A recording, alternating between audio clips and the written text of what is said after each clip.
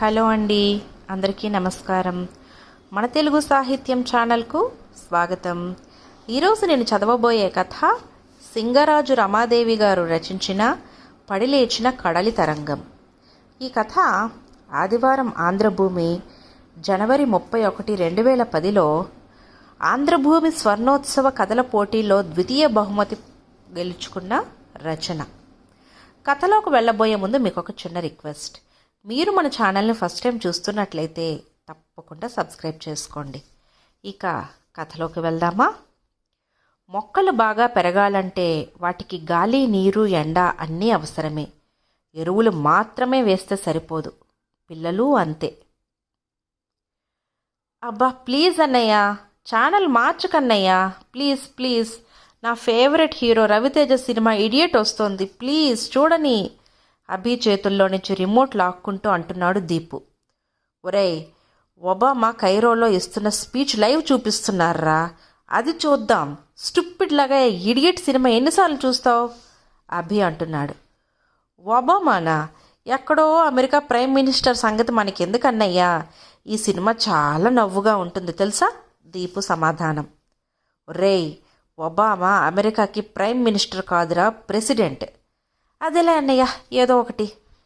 సరే, సినిమానే చూడాలంటే గ్రహణం వస్తోంది, పెట్టు. అవార్డు విన్నింగ్ ఫిల్మ్ అది, చలం స్టోరీ, అదైనా చూద్దాం.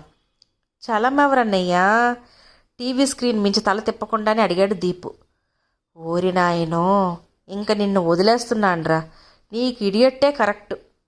అభి ఇంకా ఏదో అనబోతూ ఉంటే, అభి, వాడిని ఎందుకురా ఏడిపిస్తావు? వాడికి ఇష్టమైన ప్రోగ్రాం ఏదో వాడిని చూసుకొని మళ్ళీ హాస్టల్కి వెళ్తే వాడికి ఆ ఛాన్స్ ఉండదు కదా. వంటింట్లో వేడివేడిగా గారెలు వేస్తూ వాళ్ళ సంభాషణ అంతా వింటున్న నేను నవ్వుతూ వారించాను. దీపు మా చెల్లెలి కొడుకు, బీటెక్ చదువుతున్నాడు. సెలవుల్లో మా ఇంటికి వచ్చాడు.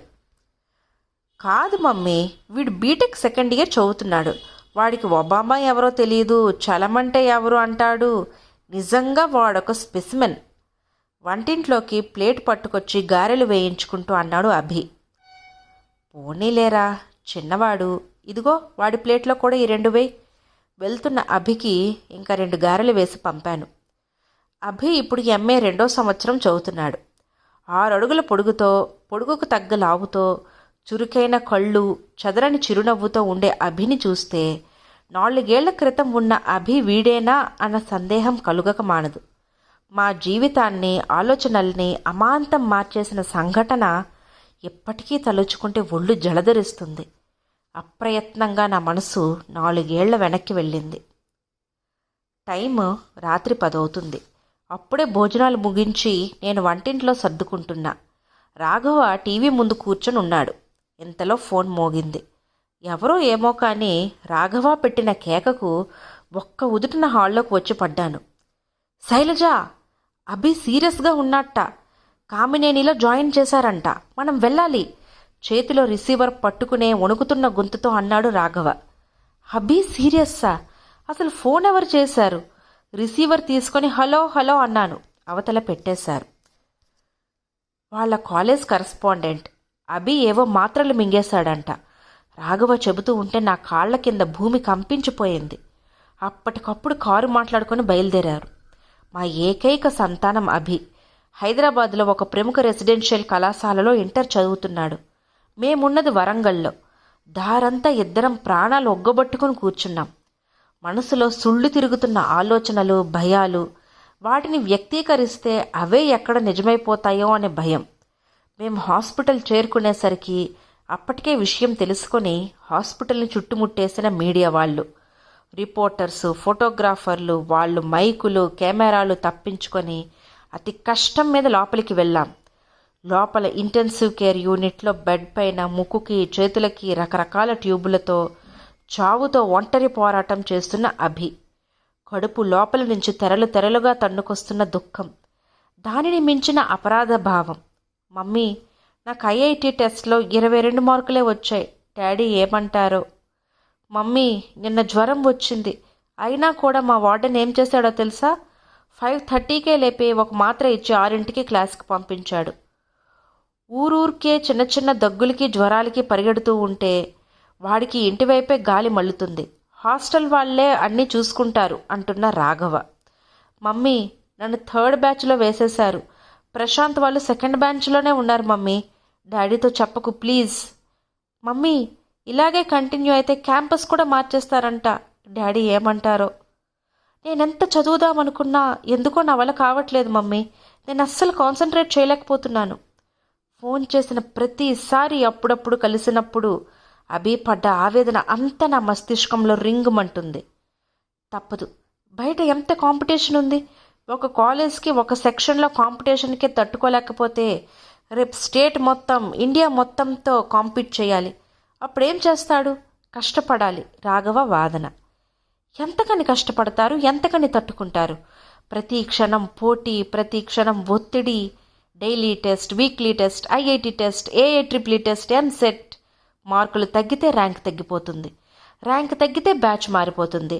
టాప్ బ్యాచ్ నుంచి కిందకి, ఇంకా కిందకి, ఇంకా తగ్గితే క్యాంపస్ మారిపోతుంది. అవును, కాలేజ్ వాళ్ళకి కావాల్సింది టాప్ ర్యాంకులు, బంగారు గుడ్లు పెట్టే బాతులు. పొద్దున్న 5 నుంచి రాత్రి 11 వరకు తలెత్తకుండా చదివే మెషిన్లు. పిల్లల మానసిక స్థితితో వారికేం పని? అసలు తల్లిదండ్రులకే లేని పట్టింపు వాళ్ళకెందుకు? అసలు ఈ వ్యవస్థనంతా సృష్టించిందెవరు? ఆలోచిస్తూ ఉంటే తల తిరిగిపోతుంది.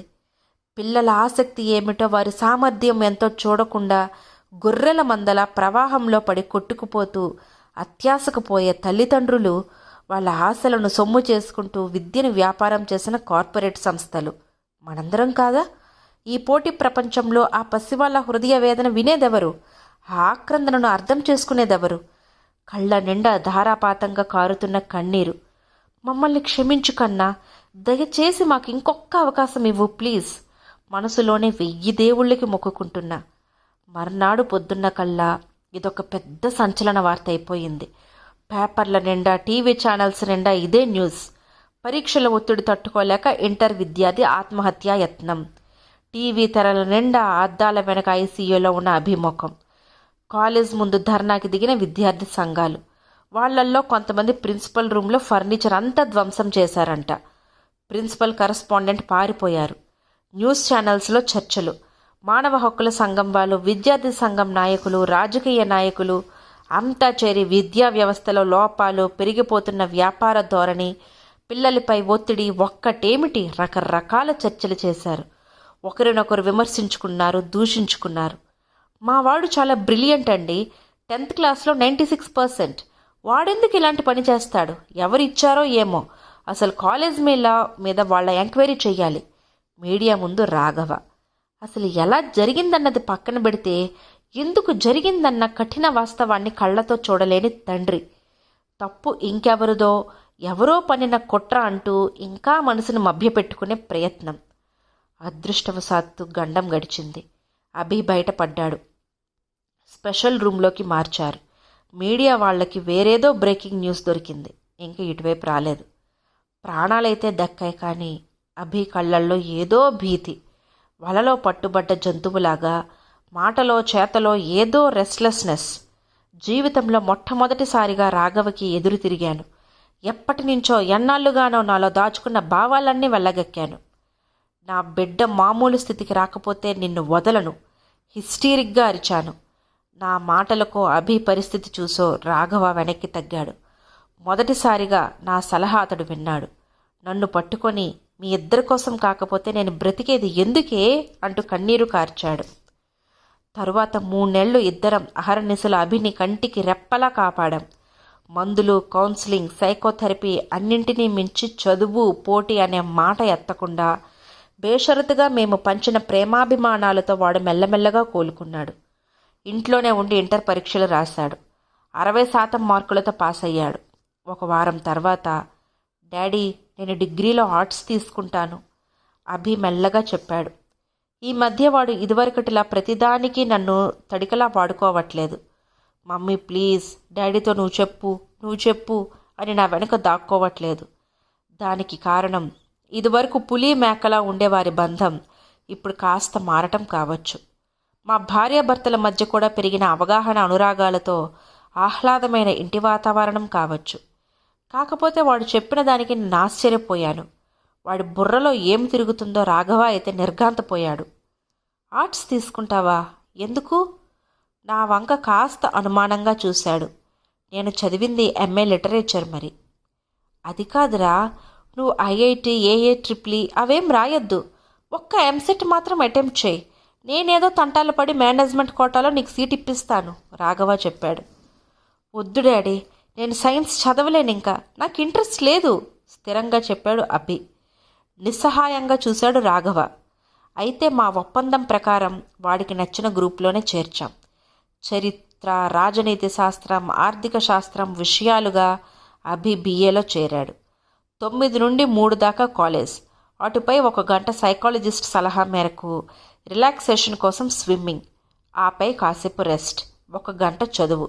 అభి జీవితం మళ్ళీ ఒక గాడిలో పడింది. అదృష్టవశాత్తు అభి కాలేజీ లెక్చరర్లు చాలా అనుభవజ్ఞులు.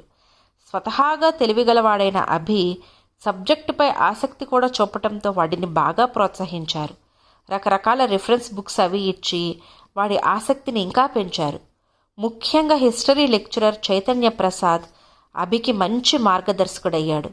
కళ్ళజోడు, గడ్డం, విజ్ఞానం నింపుకున్న కళ్ళు, చిన్న పిల్లలతో పిల్లాడిలా కలిసిపోయి చరిత్ర లాంటి డ్రై సబ్జెక్ట్ నేటి పరిస్థితులకు జోడించి చక్కటి ఉపమానాలతో ఆసక్తికరంగా మలిచే ఆయనకు అభి బాగా దగ్గరయ్యాడు. ఆయన ఇచ్చిన అసైన్మెంట్స్ పూర్తి చేసేందుకై గంటలు గంటలు లైబ్రరీలో గడిపేవాడు. ఒకరోజు లైబ్రరీ నుంచి షేక్స్పియర్ కామెడీస్ తెచ్చి చదువుకున్నాడు. ఈ ఇంట్రెస్ట్ ఎప్పటి నుంచిరా? ఆశ్చర్యంగా అడిగాను. సార్ చెప్పారు మమ్మీ, సబ్జెక్ట్ పుస్తకాలే కాదు అన్ని రకాలు చదవాలి, ముఖ్యంగా క్లాసిక్స్ అన్నారు. అసలు సార్ సబ్జెక్ట్ హిస్టరీ, కానీ ఆయన షేక్స్పియర్ నుంచి విక్రమ్ సేత్ దాకా అందరినీ కోట్ చేస్తారు తెలుసా, అభి చెప్పాడు. అలాగా? అయితే దానికి లైబ్రరీ దాకా ఎందుకు? మన ఇంట్లోనే ఉన్నాయి, ఉత్సాహంగా చెప్పాను. దాచేసిన నా పుస్తకాల కలెక్షన్ అంతా అభికి చూపించాను. షేక్స్పియర్ మొదలుకొని సిడ్నీ షెల్డన్ దాకా, చలం, శ్రీశ్రీ నుంచి యండమూరి దాకా ఎన్నో నాన్ ఫిక్షన్లు, ఇంకా ఇంకా వగైరా. వావ్, మన ఇంట్లో ఇన్ని పుస్తకాలు ఉన్నాయా? వాడి కళ్ళల్లో ఆశ్చర్యం. నాకు మళ్ళీ నా కాలేజీ రోజులు గుర్తొచ్చాయి. నిజంగా సాహితీ ప్రపంచంలో పరిచయం ఒక అద్భుతమైన అనుభవం. దానిని అభితో పంచుకోవటం నాలో ఒక కొత్త ఉత్సాహాన్ని నింపింది. రోజు రాత్రి డైనింగ్ టేబుల్ దగ్గర మా మధ్య ఎన్నో చర్చలు జరిగేవి. అసలు చాసా ఎంత అద్భుతంగా ఎలా రాస్తాడు మమ్మీ అని ఓ రోజు. మమ్మీ, చూస్తే ఇరానియన్ ఫిల్మ్స్ చూడాలి, సార్ ఇవాళ ఫిల్మ్ క్లబ్కి తీసుకువెళ్లారు మరో రోజు. అసలు మన కంప్యూటర్లు, సెల్ ఫోన్లు, కార్లు ఇవన్నీ వేస్ట్ మమ్మీ, ఇదా అభివృద్ధి అంటే?